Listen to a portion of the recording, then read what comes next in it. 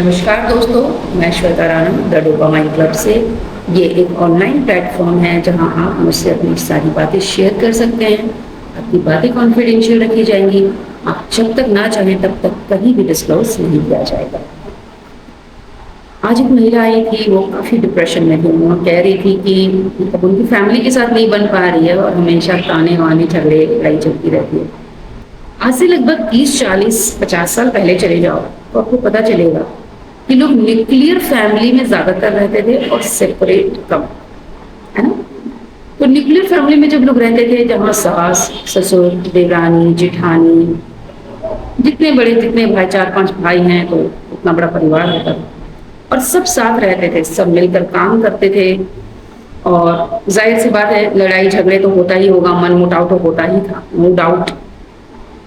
पर वहां पे लोग एडजस्ट कर लेते थे। म्यूचुअल अंडरस्टैंडिंग तो नहीं थी, मैं कह सकती हूँ, बट एडजस्टमेंट था।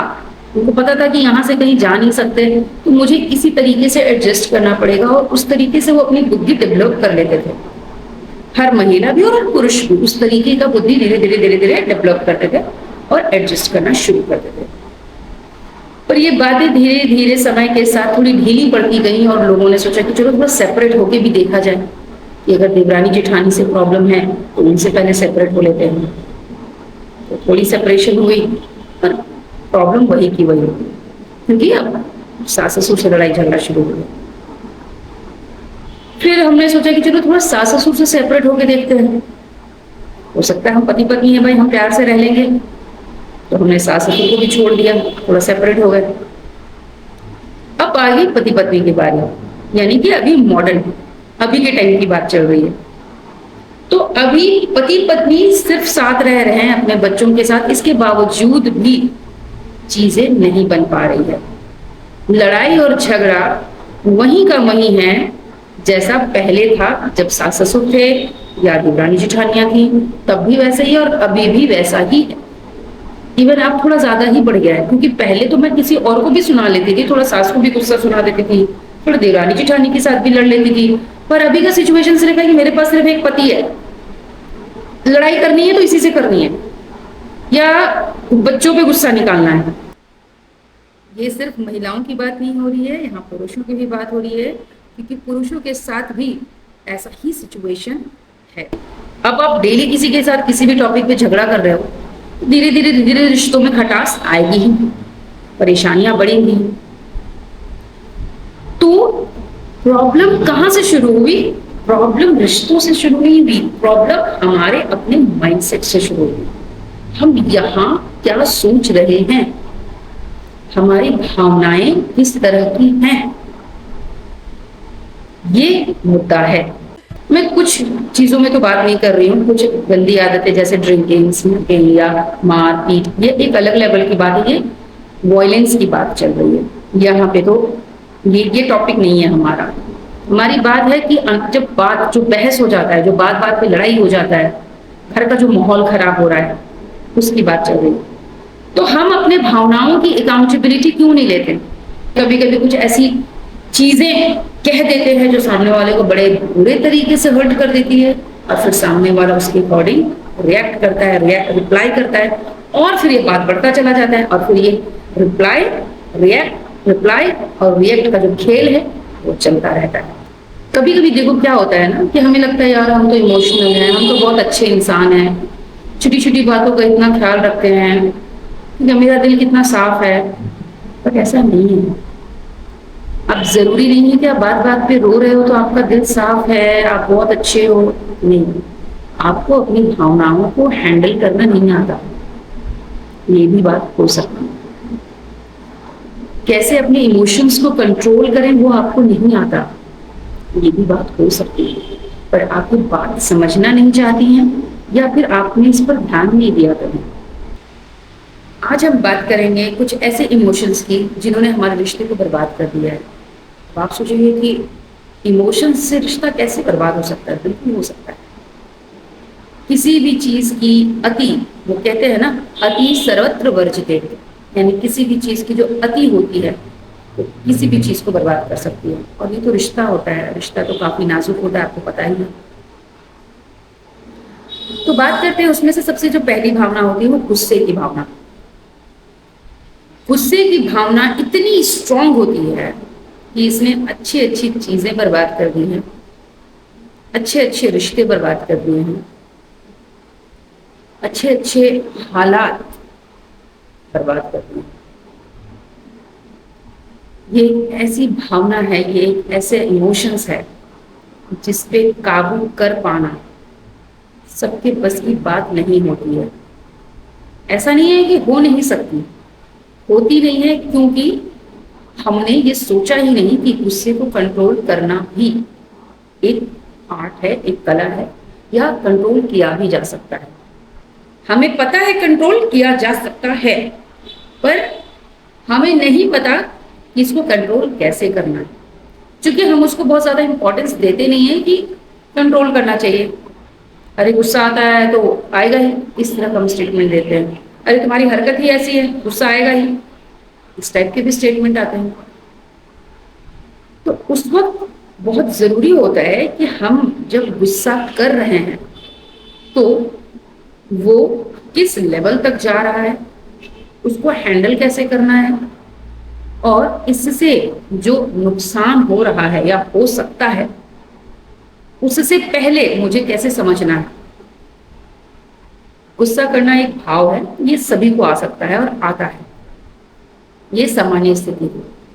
पर उस भावना को, उस गुस्से के भाव को कैसे नियंत्रित करना है, कैसे होल्ड करना है, ये हमारी अपनी सूझबूझ, समझ और पेशेंस की बात है। तो जब भी ऐसा कोई सिचुएशन क्रिएट हो, खास करके रिश्तों में, पर्सनल लाइफ में, क्योंकि ना पर्सनल लाइफ अगर आपकी बर्बाद रही ना तो आप कहीं के नहीं रहोगे, कहीं के नहीं। तो पर्सनल लाइफ को पहले अच्छे से रखना, बैलेंस में रखना बहुत जरूरी है। तो अगर आपको गुस्सा आता है, किसी भी चीज पे गुस्सा आ रहा है, तो सबसे पहले ये आप सोचिए, सबसे पहला, कि मुझे गुस्सा क्यों आ रहा है। कहीं ये मेरा देखने का दृष्टिकोण तो नहीं है जिसके कारण मुझे गुस्सा आ रहा है।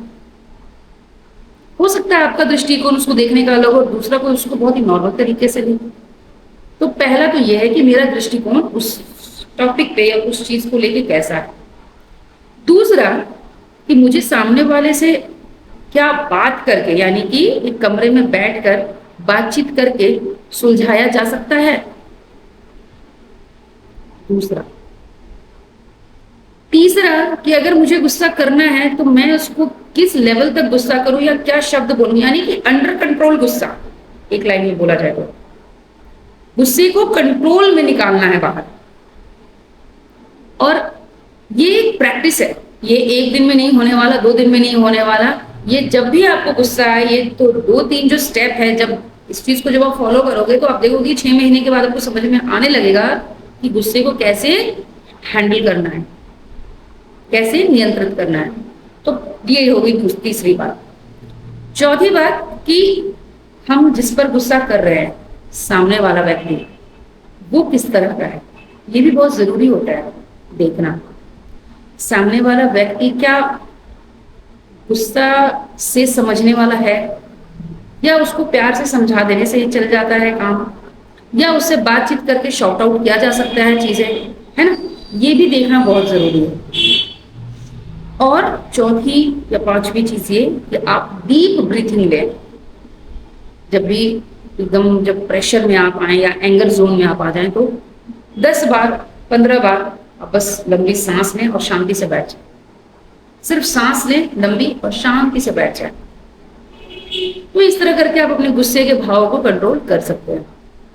अब आई बार बार रोने की भावना। ये भी बहुत ही ज्यादा, मतलब कह सकते हो कि एक खराब तो नहीं बोल सकते हम इसको, बट एक काफी इरिटेटिंग भावना होती है। बार बार रोना, रोना गलत नहीं है, पर हर बात पे रोना, हर छोटी से छोटी बात पे इमोशनल हो जाना, ऐसे लोगों को कोई पसंद नहीं करता। पसंद इसलिए नहीं करता क्योंकि जो बात लेट गो वाली है, यानी जाने दो यार, वो वाली, उस पर भी आप रिएक्ट कर रहे हो, उस पर भी आप रो रहे हो। यानी कि आप भावनात्मक दृष्टिकोण से बहुत कमजोर हो, आपको जरूरत है अपने अंदर ये विचार करने की, आखिर मैं बार बार क्यों रो रही हूं या रो रहा हूं, और ये रोने से क्या इम्पैक्ट पड़ रहा है मुझ पर, खुद पर। कभी कभी क्या होता है ना कि आप बार बार जो रोने की स्थिति ऐसी होती है ना कि फिर आपसे लोग ना कटना शुरू हो जाते हैं, यार ये बहुत इमोशनल है, इससे टच में ज्यादा अटैचमेंट मत रखो, या ज्यादा इससे बातें मत करो, ये काफी छोटी छोटी बातों पे तुरंत रोने लगती है या तुरंत इसे बुरा लग जाता है, ऐसा थॉट आ जाता है और लोग जो है वो कटने लगते हैं। उस वक्त आपको अकेलापन महसूस होने लगेगा, उस वक्त आपको बहुत ही दुख होने लगेगा और फिर आप और रोगे, मतलब आप अपने ट्रैप में खुद ही फंस रहे हो।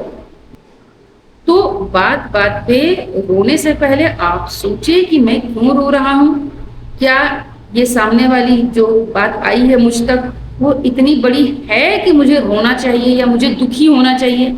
हम रोते तो तभी है ना जब दुखी होते हैं, तो क्या सच में ये इतनी दुख वाली बात है भी कि मुझे रोना चाहिए, या मैं ओवर रिएक्ट कर रही हूँ या ओवर इमोशनल हूँ। ये चीजें खुद से पूछने की है, खुद पे ध्यान देने की है, क्योंकि हम ना खुद को आकलन नहीं करते हैं। हम हमेशा किसी भी चीज की अकाउंटेबिलिटी अपने ऊपर न लेकर सामने वाले पे थोप देते हैं, यहाँ दिक्कत शुरू हो जाती है। अपने भावनाओं की जिम्मेदारी आपको खुद लेनी होगी, उसकी अकाउंटेबिलिटी आपको खुद उठानी होगी, कोई सामने वाला नहीं उठाने वाला।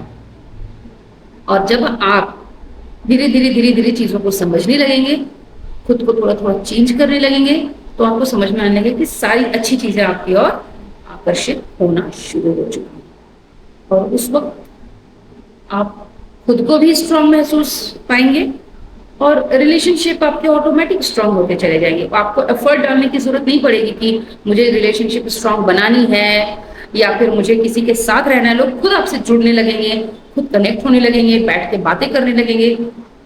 ऐसा होता है और ये कोई चमत्कार नहीं है, क्योंकि आपने अपने आप को सुधारा, आपने अपनी कमजोरियों पे ध्यान दिया, आज उसका ये रिजल्ट है।